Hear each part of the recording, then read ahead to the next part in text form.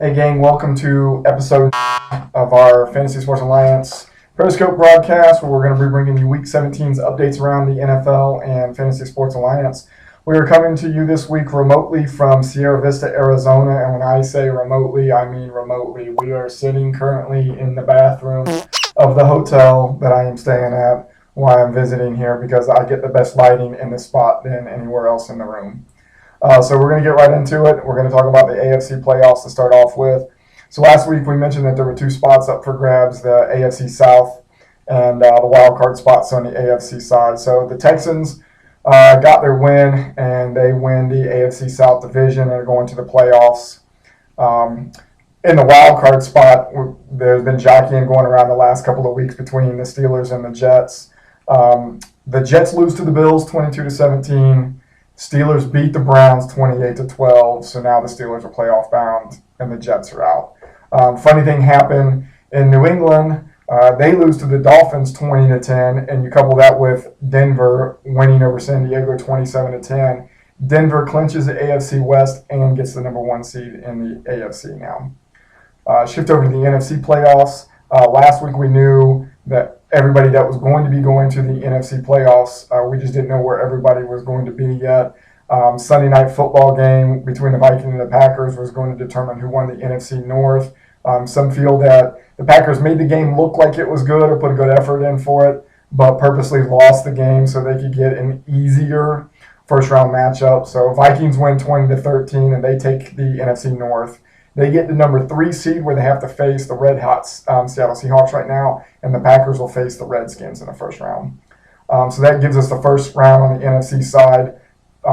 Panthers and the Cardinals are also getting first round byes. On the AFC side, the Steelers will face their divisional rivals, Cincinnati Bengals, and the Texans will play the Kansas City Chiefs. Patriots and the already mentioned Broncos get first round byes. So big things been going on since the season's ended, or even prior to the season ending. When the Philadelphia Eagles let Chip Kelly go, had quite a bit of firings lately, or coaches stepping down. The biggest one being Tom Coughlin of the New York Giants. Let go after an impressive career that includes 3 Super Bowl titles, 2 of which he was the head coach for, 3 NFC East titles, 110 wins overall, 8 postseason wins. I really don't think this is going to be the last that we see of Coughlin. I'm sure he'll be on the sidelines somewhere in 2016. Another big one that was let go, probably not a surprise, 49ers head coach Jim Tosala. Not a huge surprise, like I just said. I don't think there was a fan anywhere that didn't see this coming. I don't really feel like he's a good fit as an NFL head coach.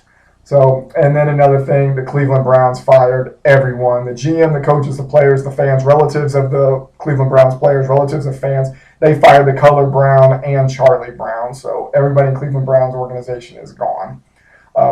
Couple all of that with good news stories, though, in the coaches round. Indianapolis Colts and head coach Chuck Pagano agreed to a contract extension. So with all of the firings, that's at least one good news story. So speaking of other good news stories, candy for this week. Last week we didn't have a whole lot. This week we've got a ton of candy to hand out. So Adrian Peterson wins his 3rd rushing title with 1,485 yards. He actually had the title before Sunday night's game, so he just padded the rushing title with a few more yards that night. Cardinals had this year's number 1 offense, averaging 408.3 yards per game with the help of quarterback Carson Palmer, who set a franchise record for the most passing yards in a season. And he did this by getting the ball to Larry Fitzgerald 109 times, which broke Fitz's former record of 103 catches in a season. So moving on to the Jets, Brandon Marshall set a franchise record for the most receiving yards in a season, and his quarterback Ryan Fitzpatrick did the same with passing yards. Staying with quarterbacks, Kirk Cousins of the Redskins set a franchise record for the most passing yards in a season. Quarterback Jameis Winston is now 3rd on the list for the most passing yards by a rookie quarterback. He threw for 3,740 yards and is now behind Andrew Luck and Cam Newton. And then speaking of Cam, he's the only quarterback in NFL history to have 2 seasons with 10-plus rushing touchdowns. And our last piece of candy to hand out this week is going to quarterback Russell Wilson of Seattle Seahawks.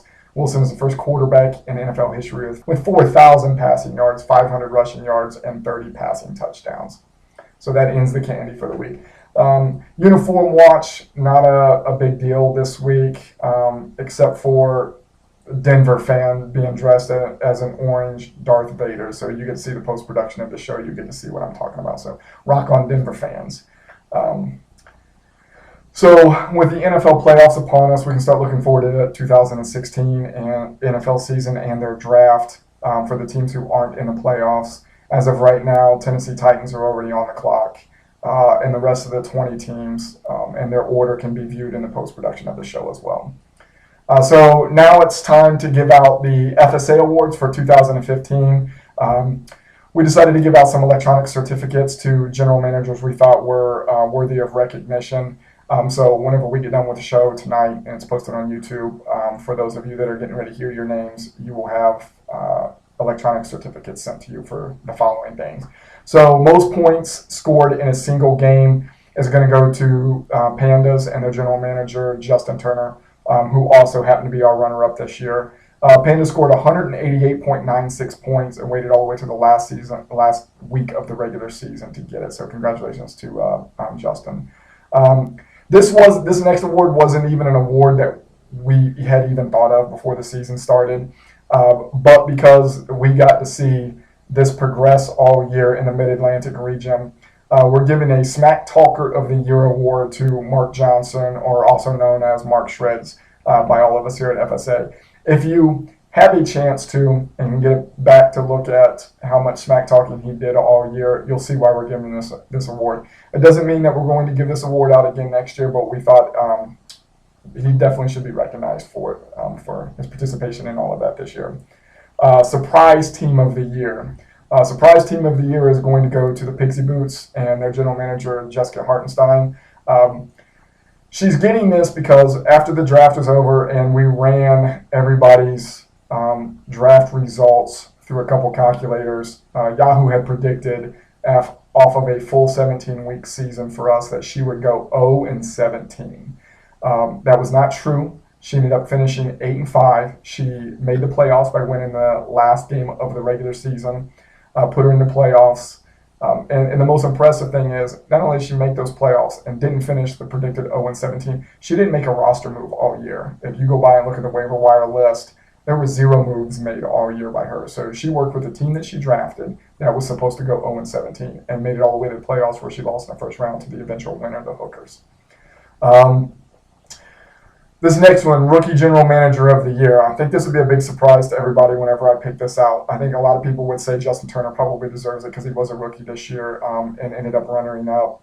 Justin already got the runner-up. Justin's already getting a single-point game of the year. And I thought Ty Rowland of the Detroit Muscle was very deserving of this. He was the only team that went 9-4 this year that didn't end up making the playoffs, and he finished second in the power rankings behind the Hookers. So I thought in his first year with us that the Rookie General Manager of the Year award should go to him. So we got 2 more awards to give out. General Manager of the Year, I don't think should be any big surprise to anybody. It's going to go to Lucy James and the Hookers, who are our bowl winner. I said all the same stats I'm going to run by you right now last week. This was her second championship in a row, with her only being in the league for 2 years. Most impressive thing about the win this year is she played against totally different general managers inside her region. We had different roster makeups, different starting lineup makeups this year, different scoring system. She worked through all of those changes, grabbed the number 1 spot in the power rankings after week 3 and never let it go. And in week 5, earned a perfect power ranking. And other than one other week in the regular season, she kept that perfect power ranking the rest of the year. She started off the season with 7 straight wins before she got her first loss. She finished the regular season 11-2 and averaged 119 points per week. So not only is she going to end up getting the Fanatically Real Bowl 16 trophy when it's done, which is still being worked on, she's also earning General Manager of the Year. So we got one more surprise certificate to give out, or award for this year. This is one that I was kind of keeping under wraps because I didn't want anybody to know that we were giving this one out. And this is going to be the Regional Manager of the Year. Jason, I saw that you just logged on, so this is a good spot for you to pick up on. The Regional Manager of the Year is going to go to Jason Hazlett of the Great Lakes Hydras region. Reason I'm giving it to Jason, and this is from my voting only, Jason's been a great cheerleader for this league. If you get a chance to ever look at our Facebook pages and stuff like that, you see Jason wears the jersey around everywhere, to the point where his fiance has tried to hide the jersey from him, so he'll stop wearing it in places. I think the damn thing could stand up all on its own if you just let it sit in a corner. I don't know if Jason gets to watch it very much, but on top of him running around with a jersey on everywhere, he's always putting all kinds of posts on the FSA page. He's always talking FSA to anybody who will listen to him. He's a regular at Scene 75 in Dayton, Ohio, where he's talking about it and stuff like that. So the Regional Manager of the Year is going to go to Jason Hazlett. I just mentioned earlier the Smack Talker of the Year award probably won't stick around every year, but the Regional Manager of the Year will be around every year. So for you regional managers out there, take note. That ends this week's show. Apologize for the location this week. Hopefully you all enjoyed the show anyways. And get ready for the great outro music.